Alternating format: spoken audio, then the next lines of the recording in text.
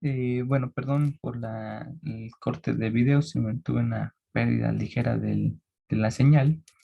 Repito, bueno, al momento de hacer esta sustitución de nuestro cambio de variable en la ecuación diferencial original, nuestra ecuación diferencial va quedando estructurada con esta forma y recordamos que u es igual justamente a x a la 1 menos n. Entonces aquí podemos pues, sustituir esa información también y esto nos queda como u' por 1 menos n por p función de t por u, y esta es la parte importante, porque justamente aquí ya todo va a quedar expresado en función de u, que es dependiente eh, de x, que bueno, esta derivada ya es implícitamente dependiente de t, es igual a 1 menos n por q función de t, ¿sí? Entonces, pues, ¿qué hemos logrado? ¿Qué obtuvimos? Una ecuación diferencial que es puramente dependiente de u, repito, este era nuestro objetivo. Y cuando analizamos las dependencias de u y u', pues vemos que aparecen en forma lineal. Entonces, nuestra ganancia fue ganar una ecuación diferencial de primer orden. ¿Cuál fue el costo? Bueno, el costo es que la ecuación se modificó un poquito para este término que regularmente conocíamos como P solamente y para este término que conocíamos como Q, ¿sí? De hecho, nosotros podemos hacer o escribir nuestra ecuación diferencial como U' más una P tilde, si quieres llamarla así, por U igual a una Q tilde función de T, ¿sí? En esta forma, en esta forma o estructura, tu solución de tu ecuación diferencial pues va a funcionar. Aquí tendríamos que u función de t pues sería igual a c entre mu función de t más la integral de mu función de t por q tilde, ojo aquí es q tilde, diferencial de t sobre mu función de t, donde pues mu función de t sería la exponencial de p tilde función de t. Perdón, es eso, pero integrado, ¿verdad? Aquí me faltó, es la exponencial de la integral de p tilde diferencial de t. Ahora sí. Entonces, simplemente recuerda, si tienes p y q, pues multiplícalos por 1 menos n. Ese n era el exponente de la ecuación del Bernoulli y se resuelve tal cual como una ecuación lineal, ¿sí? Nosotros para la siguiente sesión también vamos a poner un caso muy conocido de la ecuación de Bernoulli que tiene que ver con un modelo de población.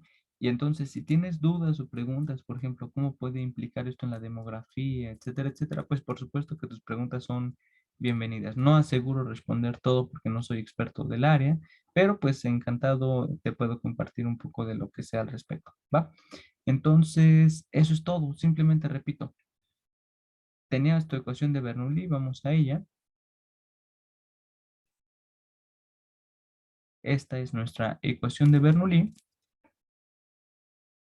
Repito, es una ecuación no lineal. Y al momento de hacer este cambio de variable propuesto o argumentado directamente por Bernoulli, pues uno puede hacer un poquito de cálculo y de desarrollo y llegar a la conclusión que bajo ese cambio de variable, nuestra ecuación sí se transforma en una ecuación diferencial lineal de primer orden y bueno, ya que tenemos una ecuación diferencial y de primer orden, esta ecuación diferencial se puede resolver como tal, ¿sí? Entonces, una vez respondida la interrogante sobre u, tú puedes ahora regresarte a tus variables originales porque el problema todavía no acaba. El problema ahorita se resolvió para la variable u, pero tu solución o tu respuesta final no está expresada en función de u, ¿sí? Está expresada o determinada en función de x. Entonces aquí, por lo tanto, pues ya que tienes la dependencia de u, recordábamos que x era algo así como u a la 1 sobre 1 menos n, ¿sí? Esto simplemente salió de calcular la función inversa de u, ¿no? X sería U a la 1/1 menos N. Esto implica que X función de T, pues es el recíproco con este exponente de esta cosa, ¿no? Eh, em, pues como tal, no sé si escribir todo eso, creo que es redundante.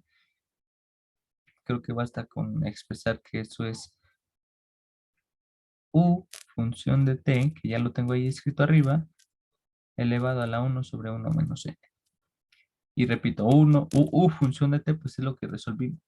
Entonces, ya que tienes la potencia N, a eso sácale el recíproco y elévalo a la 1 menos N y eso ya es todo. Ahora sí, ¿sí? Bueno, la clase, repito, va a ser hoy muy corta, un poco breve con relación a esta ecuación de Bernoulli. En la siguiente sesión voy a utilizar una ecuación que nos va a echar la mano para resolver o que vamos a utilizar con esta herramienta. No todas las ecuaciones no lineales siempre vamos a poderlas expresar así, porque pues en general no se puede. Y de una vez creo que puedo utilizar parte de este tiempo que me queda para expresar cuál es la ecuación de interés que vamos a tomar. La ecuación diferencial que vamos a tomar tiene un nombre muy específico y se llama la ecuación logística. La ecuación logística es un poquito más asociada a cuestiones o fines de poblaciones en general, crecimiento de población.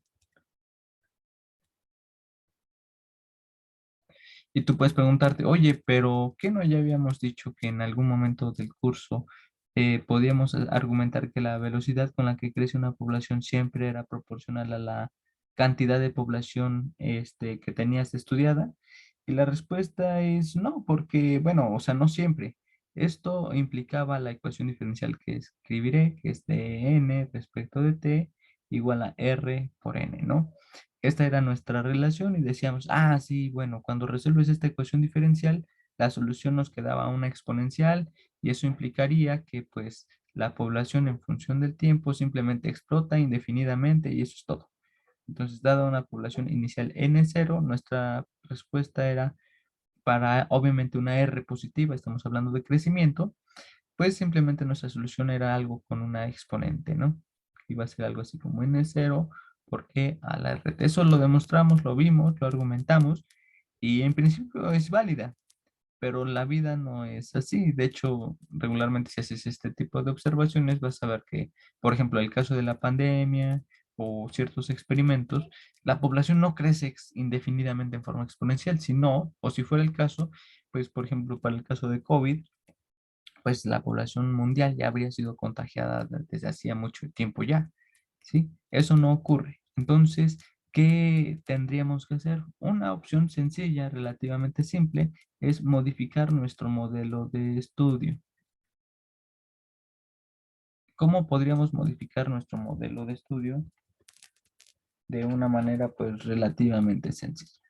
Bueno, una forma y la forma con la que comenzaríamos es modificando nuestra ecuación diferencial.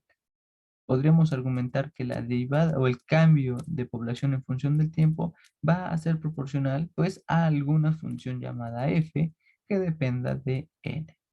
Esa es una posible forma de hacerlo. Hay otras, pero esta es la más sencilla en principio. La primera era, bueno, pues es el caso lineal en donde esto va a ser simplemente proporcional a una función, perdón, a n con una constante adicional. La otra es pues proponla como una función arbitraria. Esto es muy general. Eh, y bueno, ya esa función va a quedar acorde a lo que tú quieras estudiar. ¿Nosotros a qué nos vamos a enfrentar? Bueno, nosotros nos vamos a enfrentar a un problema similar a esto, que es un poco más realista. Pensemos que tenemos una caja Petri. Una caja Petri es una herramienta que usan mucho, por ejemplo, en los cultivos en biología, donde básicamente tienes una cajita como que de vidrio, un como circulito. Esas cosas se llaman caja Petri. Y lo que hacen los biólogos, hacen esto, hacen un cultivo donde ponen una como gelatinita rosa. No recuerdo con precisión el nombre de esta. creo que se llama agar o algo así. Es como una gelatinita y lo que hacen los biólogos es, por ejemplo, ya que tienen ese cultivo, le ponen una pequeña dosis de alguna bacteria, algún hongo que quieran estudiar o investigar.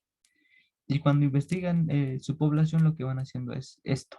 Van tomando una lectura del tiempo contra la población que observan en esa caja Petri.